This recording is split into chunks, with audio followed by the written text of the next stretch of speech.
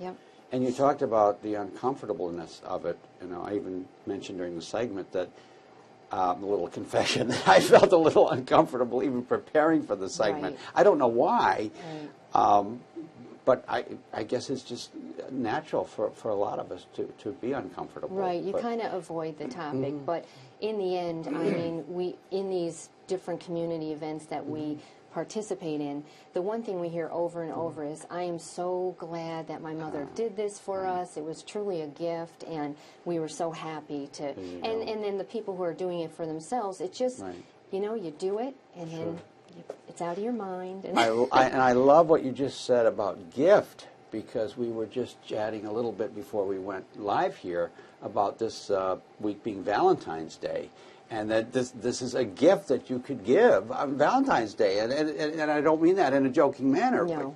but as a real gift. it truly right? is. It yeah, truly it is. I'm not Absolutely. sure for Valentine's Day. Well, But it okay. Maybe not for maybe not Valentine's Day, but the point being that it is a gift, Yes, and that family absolutely. members do appreciate They it. do appreciate. We So- always hear that. We've never heard anyone that was unhappy Right, to right. find out that the decisions had already been made for them. Also, it financially, if you go ahead and do it for your family, then, you know, during such a time of stress and grief, you don't want to add some financial difficulties to them as well. So that's another consideration. A big one, right, Yes. exactly. So if you're at all hesitant, keep in mind what she just said, that it is a gift, and family members do appreciate it very Right. much.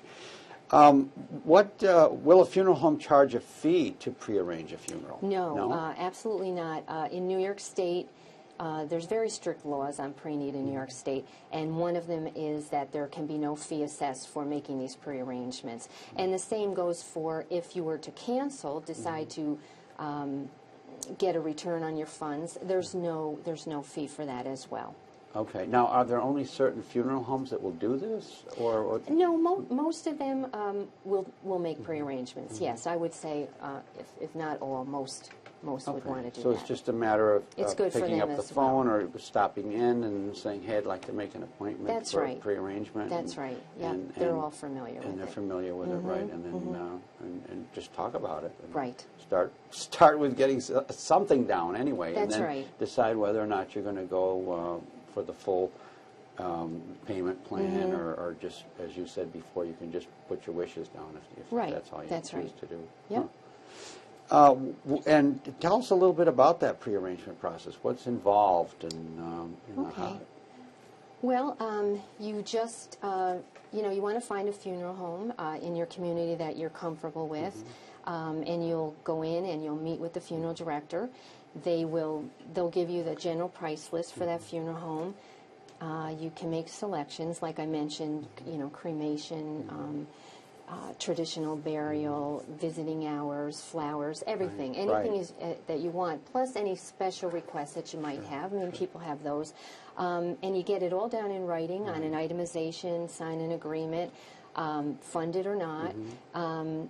And most people say, it takes a while. Sure.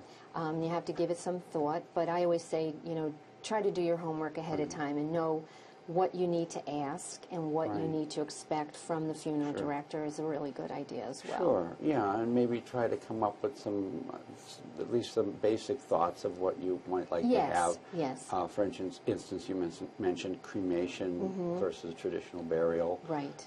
Maybe give that a little thought ahead of Right. time. And at the end of it, you're going to walk away with a copy of the agreement and of the itemization.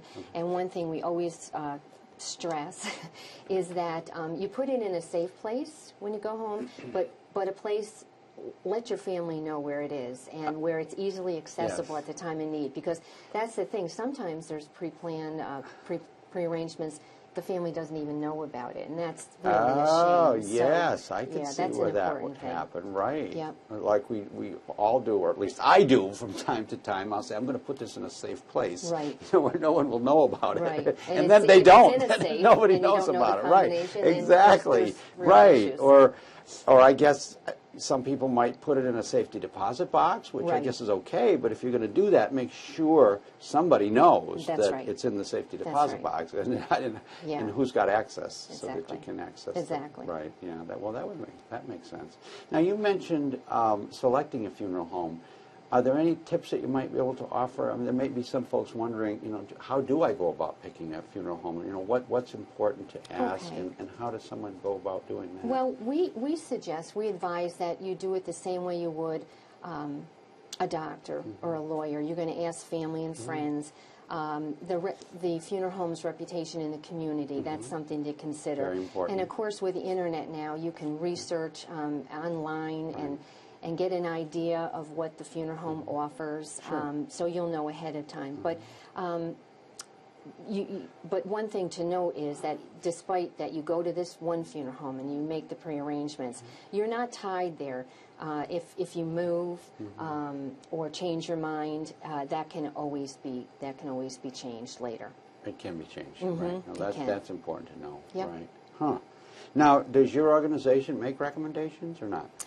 No, I mean, No. obviously, we'd Right. love it if they go to our member funeral homes. I was just going to say, right, to and member they can always homes, get right? information yes, right, on our members Sure, and sure. on our website. Okay. So, So if someone were to call your association, then it would be more of a question of which member home might be in my neighborhood or that's that right, kind of thing, right. Give us the zip code. Sure, They can go sure. online Okay. and we can Or find go something online. within 10 miles, and so it's a good place to start. Right. I was just going to say that's another great resource. Right.